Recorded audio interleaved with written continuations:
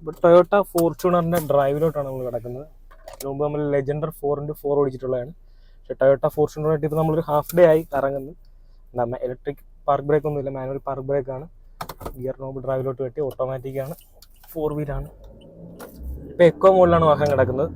വാഹനത്തിൻ്റെ പെർഫോമൻസ് മാറ്റണമെങ്കിൽ നേരെ സ്പോർട്സ് മോഡിൽ ഇടണം. അപ്പോഴാണ് ഈ ഒരു 2.8 ലിറ്റർ ഡീസൽ എഞ്ചിൻ ആ ഒരു 500 എണ്ണം ടോർക്കും 205 bhp പവറിൻ്റെ ഒക്കെ ആ ഒരു പെർഫോമൻസ് അറിയണമെങ്കിൽ സ്പോർട്സ് മോഡിൽ ഇട്ടത് ടേൺസ് ഒക്കെ എടുക്കുമ്പോഴാണ് നമുക്ക് കിട്ടുന്ന ഒരു ഫീൽ എന്ന് പറഞ്ഞു കഴിഞ്ഞാൽ ഒന്ന് വേറെ തന്നെയാണ്.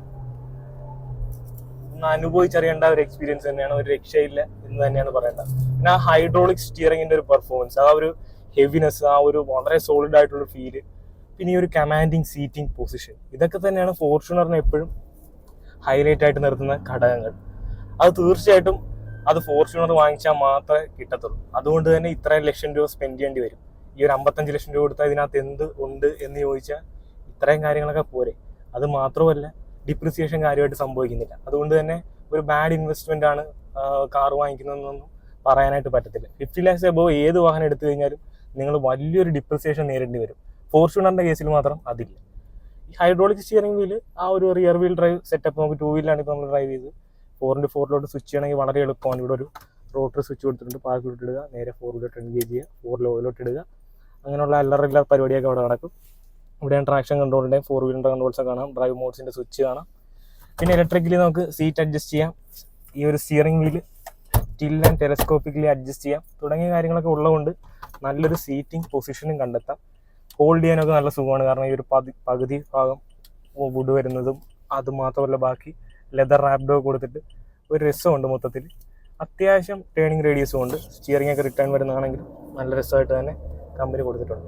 അങ്ങനെ മൊത്തത്തിൽ ഡ്രൈവബിലിറ്റിയുടെ കാര്യത്തിൽ ഒന്നും പറയാനില്ല, കിടിലൻ വാഹനം എന്ന് തന്നെ പറയാനുള്ളൂ. ട്രാൻസ്മിഷൻ കേസിലോട്ട് വരുമ്പോൾ ടോർക്ക് കൺവേർട്ടർ ഗിയർ ബോക്സ് ആണ്, 6 സ്പീഡാണ്, വിത്ത് പാഡ് ഷിഫ്റ്റേഴ്സും കമ്പനി നൽകിയിട്ടുണ്ട്. അപ്പോൾ ഞാൻ എൻജോയ് ചെയ്യട്ടെ. ഓക്കെ, ഇപ്പോൾ ടൊയോട്ട ഫോർച്യൂണറിൻ്റെ ഇന്റീരിയർ ആണ് ഇപ്പോൾ നിങ്ങൾ ഈ കാണുന്നത്. വർഷങ്ങളായിട്ട് 2017 തൊട്ട് നിങ്ങൾ ഈ ഒരു ഇന്റീരിയർ ആയിരിക്കും കാണുന്നത്. പ്രത്യേകിച്ച് ഒരു മാറ്റമില്ല. നിങ്ങളൊന്ന് ഓർക്കണം, 3, 5, 8 വർഷമായി നമ്മൾ ഈ ഇന്റീരിയർ കാണുന്നത്. എന്നിട്ട് ഇപ്പോൾ കാണുമ്പോഴൊരു എലഗൻ ഫീൽ, അല്ലാതെ ഒരുപാട് സ്ക്രീനും സ്വിച്ചും കാര്യങ്ങളൊന്നും അല്ല. വളരെ മിനിമലായിട്ടുള്ള സ്വിച്ച് കൺട്രോൾസും വളരെ മിനിമലായിട്ടുള്ള ഇന്റീരിയറും. ഫ്രണ്ടിൽ നമുക്ക് ആ ബോണറ്റ് ഏരിയ കണ്ട ആ ഒരു SUV-യുടെ ഗാംഭീര്യം കംപ്ലീറ്റ് ആസ്വദിക്കാൻ പറ്റുന്ന ഒരു സീറ്റിംഗ് പൊസിഷനാണ്, ഒരു കമാൻഡിങ് സീറ്റിംഗ് പൊസിഷൻ. അതുകൊണ്ട് തന്നെ അത് മാത്രം നോക്കി തന്നെ പലരും ഈ വാഹനം ചൂസ് ചെയ്യാനായിട്ട് നമുക്കറിയാം. ഗ്രാഫ് ഹാൻഡിലൊക്കെ വളരെ സ്ട്രോങ് ആയിട്ട് തന്നെ കൊടുത്തിട്ടുണ്ട്.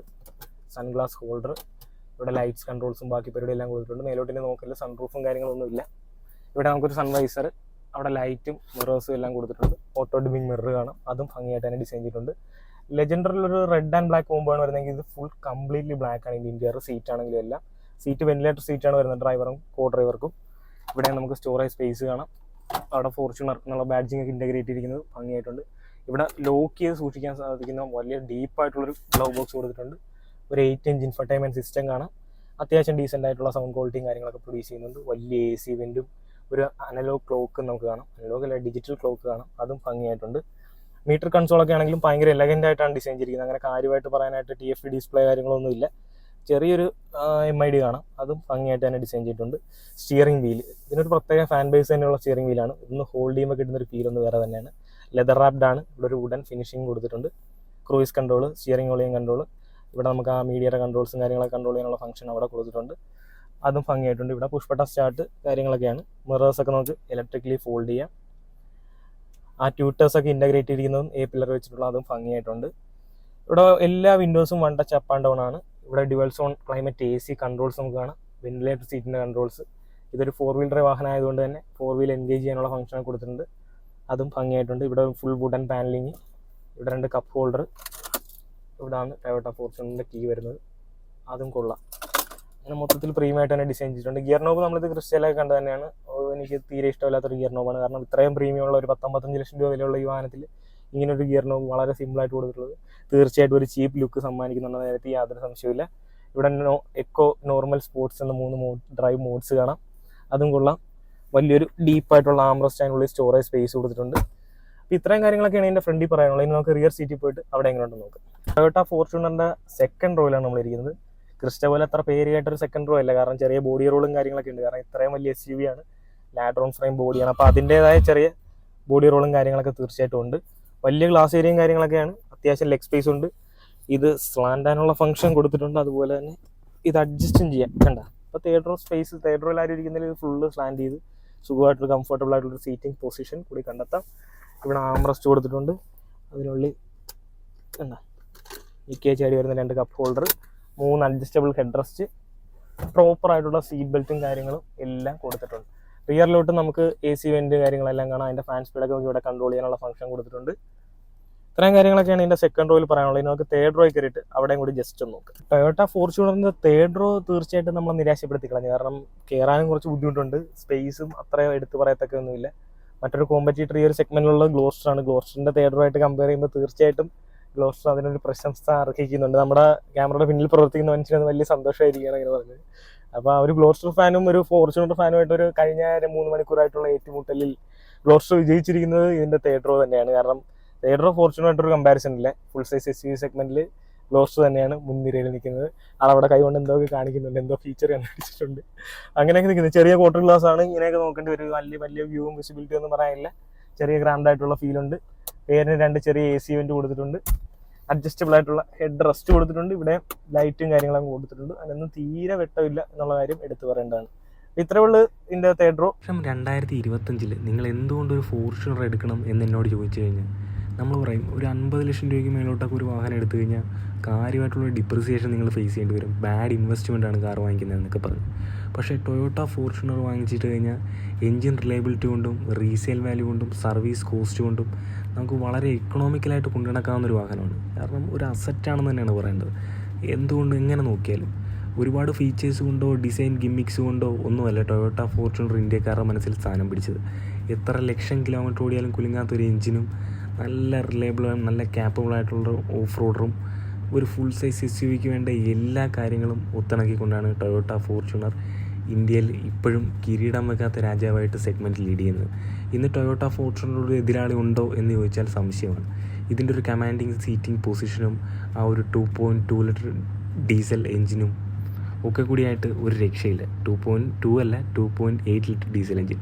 അതിൻ്റെ ഒരു ബോഡി റോളും ആ SUV ഫീലും ആ ഒരു അത്യാവശ്യം വേണ്ട ഓഫ് റോഡ് ക്യാപ്പബിലിറ്റീസും ആ 4x4 ഹാരോ ഒക്കെ നിങ്ങൾക്ക് ആസ്വദിച്ച് ഓടിക്കണമെന്നുണ്ടെങ്കിൽ നിങ്ങൾ പോകേണ്ടത് ടൊയോട്ട ഫോർച്യൂണറിലോട്ടാണ്. ഇന്നിപ്പോൾ നമ്മൾ പരിചയപ്പെടാൻ പോകുന്ന ഫോർച്യൂണർ 4x4 ഡീസൽ ഓട്ടോമാറ്റിക് വെർഷനാണ്. നിലവിൽ ഓൺ റോഡ് പ്രൈസ് വരുന്നത് 55,82,000 രൂപയാണ്. ഞങ്ങളൊരു ബീച്ച് സൈഡിൽ കൊണ്ടുപോയിരുന്നിട്ട് ഇന്നൊരു ഫുൾ ഡേ വിത്ത് ഫോർച്യൂണർ ആയിരുന്നു. കാരണം ഇന്നൊരു ഫുൾ ഡേ നമ്മുടെ കയ്യിൽ വാഹനം ഉണ്ടായിരുന്നു. കാര്യമായിട്ടൊന്ന് എക്സ്പീരിയൻസ് ചെയ്ത് ആ വാഹനത്തിന് നമ്മൾ പ്രതീക്ഷിക്കുന്ന ഫീച്ചേഴ്സും അത്യാവശ്യം കംഫർട്ടും കാര്യങ്ങളും ഒക്കെ ഓഫർ ചെയ്താണ് ടൊയോട്ട ഫോർച്യൂണർ ഇന്നും ഇന്ത്യയിൽ നിലകൊള്ളുന്നുണ്ട കാര്യത്തിൽ യാതൊരു സംശയവുമില്ല. അല്ലെങ്കിൽ 2025 നിങ്ങളൊന്ന് ആലോചിച്ച് നോക്കി, ഏതൊക്കെ പുതിയ ബ്രാൻഡ്സ് പുതിയ ഫീച്ചേഴ്സും വളരെ ഫ്യൂച്ചറിസ്റ്റിക് ആയിട്ടുള്ള ഡിസൈൻസും ഒക്കെ കൊണ്ടുവന്നിട്ടും ടൊയോട്ട ഫോർച്യൂണറിൻ്റെ ഡിമാൻഡ് അക്കാലത്തും ഇക്കാലത്തും ഒരേപോലെ തന്നെ ഉണ്ട് എന്നുള്ള കാര്യമാണ്. കമ്പനി കാര്യമായിട്ടുള്ള അപ്ഡേഷൻസോ ഒരു ഫീച്ചേഴ്സോ ഒന്നും കൊണ്ടുവരുന്നില്ല. എങ്കിൽ പ്രൈസ് ഇടയ്ക്കിടയ്ക്ക് കൂട്ടുന്നുമുണ്ട്. എന്നിട്ടും പ്രൈസ് കൂട്ടിയിട്ടും വാങ്ങിക്കാൻ ആവശ്യക്കാരുണ്ടെങ്കിൽ അതിനൊരു റേഞ്ച് വേണ്ടേ. അതിന് 2025 അത്രയും റേഞ്ചുള്ള ഒരേ ഒരു വാഹനമേ ഇന്ന് ഇന്ത്യൻ മാർക്കറ്റിലുള്ളൂ. അത് ഈ കാണുന്ന ഫുൾ സൈസ് SUV ആയ ടൊയോട്ട ഫോർച്യൂണറാണ്. അതിൽ ഈ ഒരു സംശയവും. ഇനിയിപ്പോൾ ഡിസൈൻ വൈസ് ഒന്നും ഞാൻ കൂടുതൽ എക്സ്പ്ലെയിൻ ചെയ്യുന്നില്ല. ഫ്രണ്ടിൽ അങ്ങനെ വരുന്നുണ്ട് ഇങ്ങനെ വരുന്നുണ്ടെന്നൊന്നും. സിഗ്മ ലെജൻഡർ ഇങ്ങനെ 2 വേരിയൻസാണ് മെയിൻലി വരുന്നത്. ഫോർച്യൂണർ എന്ന് പറയുന്നൊരു മോഡലാണ് നമ്മളിപ്പോൾ കാണുന്നത്. ലെജൻഡിലോട്ട് വരുമ്പോൾ head light, bumper, grill, rear tail ലാമ്പിലൊക്കെ കാര്യമായിട്ടുള്ള ഡിഫറൻസ് ഇൻറ്റീരിയറിലും വരുന്നുണ്ട്. അതിനൊരു 7 ലക്ഷം രൂപ കൂടി പ്രൈസ് ഡിഫറൻസ് കൂടുതൽ വരും. പക്ഷേ ഫോർച്യൂണർ ഇപ്പോഴും 55 ലാക്സിന് അല്ലെ 55.82 നമുക്ക് ഓൺ റോഡ് ഇറക്കാൻ സാധിക്കുന്ന ഒരു ഫുൾ സൈസ് SUV ആണ്. If you want to buy Toyota Fortuner in 2025 എന്നുള്ള ഉത്തരം ഇന്നത്തെ വീഡിയോയിലൂടെ നമ്മൾ നിങ്ങൾക്ക് നൽകുന്നതായിരിക്കും. അതുകൊണ്ട് വെള്ളത്തിലോട്ട് ഇറങ്ങുന്നില്ല, നമുക്ക് വീഡിയോയോട് വൈൻഡ് അപ്പ് ചെയ്തേക്കാം. എന്തായാലും ഫോർച്യൂണർ എന്ന അടുത്ത എക്സ്പീരിയൻസ് ചെയ്യാൻ ഒന്നുകൂടെ സാധിച്ചാൽ എനിക്ക് വളരെയധികം സന്തോഷമുണ്ട്. ഇതിനു മുമ്പ് നമ്മൾ ഓടിച്ചിരുന്നത് ലെജൻഡറിൻ്റെ 4x2 വെർഷനായിരുന്നു. ഇന്ന് നമ്മൾ ഫോർച്യൂണറിൻ്റെ 4x4 ടെസ്റ്റ് ഡ്രൈവാണ് ഇന്ന് നടത്തിയത്. അപ്പോൾ എന്തായാലും ടൊയോട്ട വാഹനങ്ങൾ ഏത് വാങ്ങാൻ നിങ്ങൾക്ക് താല്പര്യം ഉണ്ടെങ്കിലും ഫോർച്യൂണറിൻ്റെ ടെസ്റ്റ് ഡ്രൈവും ബുക്കിങ്ങും എന്ത് എൻക്വയറി ഉണ്ടെങ്കിലും നിങ്ങൾക്ക് ഡിസ്ക്രിപ്ഷനിൽ കൊടുത്തിരിക്കുന്ന നിപ്പോൺ ടൊയോട്ടയെ കോൺടാക്ട് ചെയ്യാവുന്നതാണ്. നിങ്ങൾക്ക് വേണ്ട സർവീസും അല്ലെങ്കിൽ എന്താണോ നിങ്ങൾക്ക് ആവശ്യമുള്ളത് എല്ലാവരും സെറ്റ് ചെയ്ത് തരുന്നതായിരിക്കും. അപ്പോൾ ഇത്രയൊക്കെ തന്നെയുള്ള നമ്മുടെ ഇന്നത്തെ വീഡിയോ കണ്ട എല്ലാ സുഹൃത്തുക്കൾക്കും നന്ദി, നമസ്കാരം.